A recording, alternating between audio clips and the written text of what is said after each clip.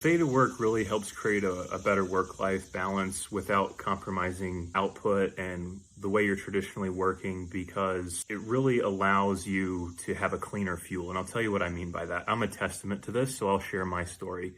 It's safe to say 4 years ago, before I was introduced to this, I was a workaholic. Oversimplifying it, I worked to burnout a lot of times, many times actually, because I was trying to prove my sense of worth to other people, to myself, and my identity was really tied to my work.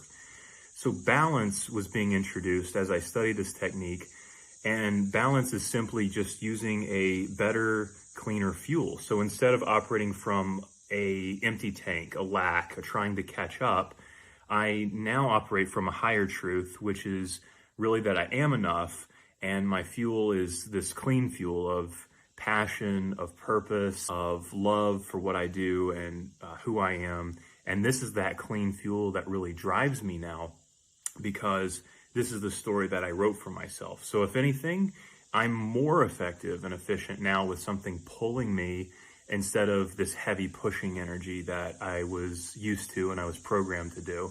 And everyone can do this. Really, to live it, it takes practice and repetition to embed it deep within yourself, just like anything else.